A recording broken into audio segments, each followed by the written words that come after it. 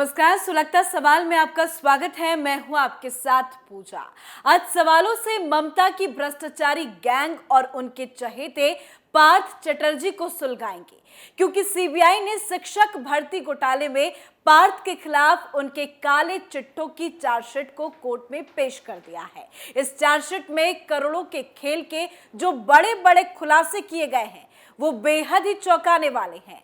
और तो और उनकी घोटालेबाजी में शामिल लोगों के नाम भी चार्जशीट में उजागर हो रहे हैं। एक दो नहीं, बल्कि घोटालेबाजी में पूरे 16 लोग शामिल हैं। सबसे चौंकाने वाली बात तो यह है कि केंद्रीय एजेंसी की चार्जशीट में पार्थ चटर्जी का नाम भ्रष्टाचार के मास्टरमाइंड के तौर पर लिखा गया है, जिससे सवाल सुलग रहे हैं कि कौन है शिक्षक भर्ती घोटाले का मास्टरमाइंड? सीबीआई की चार्जशीट में किन 16 लोगों के नाम? किसके इशारे पर काम कर रहे थे पार्थ? क्या अब जांच की आंच ममता तक पहुंचेगी? इन सवालों से पार्थ के साथ साथ ममता बनर्जी की टेंशन बढ़ जाएगी, क्योंकि चार्जशीट ने पूरी तरह पार्थ को बेनकाब कर दिया है। आज से पहले जो पार्थ चटर्जी ये कह रहे थे कि उनकी करीबी अर्पिता के घर मिला, पैसा उनका नहीं है, सोने चांदी से उनका लेना देना नहीं है, लेकिन चार्जशीट में जो बातें लिखी गई है उसमें साफ साफ ये कहा गया है कि घोटाले की करनी और कथनी के मास्टरमाइंड ही पार्थ चटर्जी थे। यानी कि वो जांच एजेंसियों को गुमराह करने के लिए ऊट पटांग बयानबाजी कर रहे थे, एक के बाद एक झूठ बोल रहे थे, जमकर नौटंकी दिखा रहे थे।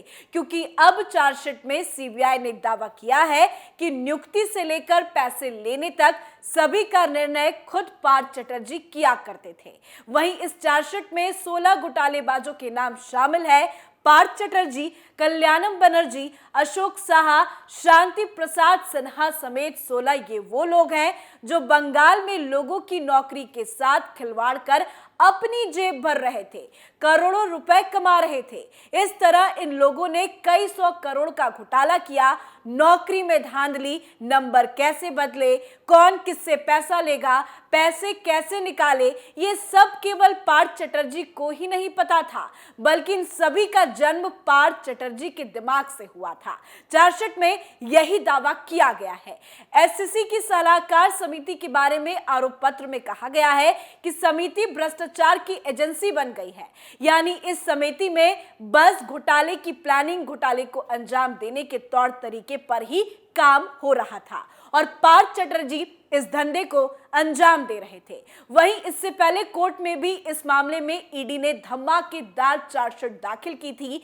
ईडी की ओर से दाखिल चार्जशीट में कहा गया था कि इस बात के सबूत है कि पार्थ चटर्जी सीधे रूप से धांधली से जुड़े थे। यह भी बताया गया है कि पैसे के बदले नौकरी भी मिलती थी। इतना ही नहीं, ईडी ने यह भी खुलासा किया है कि पार्थ चटर्जी के करीबी अधिकारी एक पद के लिए भुगतान की जाने वाली राशि पर बातचीत करते थे और इस बार सीबीआई ने भी यही दावा किया है। सीबीआई इस बात की भी जांच कर रही है कि क्या पार्थ चटर्जी की भारी संपत्ति और भर्ती भ्रष्टाचार के पैसे के बीच कोई संबंध है। अगर ऐसा हुआ है तो पार्थ चटर्जी की संपत्ति पर बुलडोजर चलना तय हो जाएगा। वहीं ईडी ने चार्जशीट में पूर्व शिक्षा मंत्री पार्थ चटर्जी, बोर्ड के पूर्व अध्यक्ष मानिक भट्टाचार्य को भी आरोपी बनाया था, जिनसे पूछताछ में तमाम तरह के खुलासे हुए थे। हालांकि मानिक भट्टाचार्य को सुप्रीम कोर्ट से राहत मिल गई थी। सुप्रीम कोर्ट ने 10 अक्टूबर तक उनकी गिरफ्तारी पर रोक लगा दी है। हालांकि अदालत ने उनसे जांच में सीबीआई का सहयोग करने को कहा है। अदालत ने कहा है कि जब तक मानिक भट्टाचार्य जांच में सहयोग करेंगे तब तक सीबीआई उन्हें गिरफ्तार नहीं कर सकती और ना ही उनके खिलाफ कोई बड़ी कार्रवाई कर सकती है। लेकिन सीबीआई के आगे मानिक ने पार्थ को लेकर कई खुलासे कर दिए हैं। यानी इस केस में आए दिन सीबीआई और ईडी को नई नई कड़ियां हाथ लग रही है। खुलासे ऐसे ऐसे हो रहे हैं जो पार्थ चटर्जी को जिंदगी भर जेल से बाहर नहीं निकलने देंगे। ये चार्जशीट देखकर पार्थ चटर्जी के साथ साथ अर्पिता मुखर्जी के भी होश उड़ गए हैं। अब पार्थ जज के आगे रोए या फिर छाती पीटे, उन्हें राहत मिलने वाली नहीं है। वहीं अर्पिता भी पार्थ के कारनामों की वजह से बुरी तरह से फंस चुकी है। हाल ही में एक्शन तेज करते हुए ईडी ने पार्थ और उनकी करीबी अर्पिता मुखर्जी की 100 करोड़ से ज्यादा की संपत्ति जब्त की थी। अर्पिता पार्थ के विदेशी कनेक्शन और बच्चे की प्लानिंग को लेकर नया खुलासा हुआ था। पहले ईडी को पार्थ अर्पिता के घर से 50 करोड़ से ज्यादा कैश, कई सोना चांदी मिला। फिर पश्चिम बंगाल की डायमंड सिटी में फ्लैट मिला। फिर शांति निकेतन में बंगले मिले और जांच आगे बढ़ी तो कई लग्जरी गाड़ियों के साथ कई कीमती संपत्तियां भी हाथ लगी। उसके बाद ईडी ने खुलासा किया कि पार्थ और अर्पिता चटर्जी की संपत्ति का पता देश और विदेश की सीमाओं से परे थाईलैंड में लगा है। पार्थ चटर्जी और अर्पिता समय समय पर वहां जाया करते थे, जिससे काफी वक्त से शक था कि पार्थ अर्पिता का विदेशों से हवाला कारोबार का लिंक है। जांच की गई तो सच्चाई भी हाथ लग गई। ईडी ने चार्जशीट में बकायदा पार्थ अर्पिता की थाईलैंड की संपत्ति का जिक्र किया है।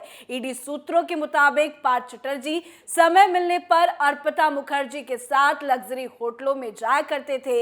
यही नहीं, पार्थ अर्पिता को सिंगापुर में एक सरकारी कार्यक्रम में भी लेकर गए थे। इससे पहले इन दोनों की संपत्ति की रकम देखकर खुफिया अधिकारियों और आम नागरिकों की आंखें चौंधिया गई थी। विदेश में अपनी संपत्ति की कीमत देखकर हर कोई हैरान है। ईडी की चार्जशीट के मुताबिक पार्थ की शेल कंपनी सिम्बायोसिस ट्रेडर्स के डायरेक्टर श्रेमय दत्त से पूछताछ के बाद सनसनीखेज जानकारी सामने आई।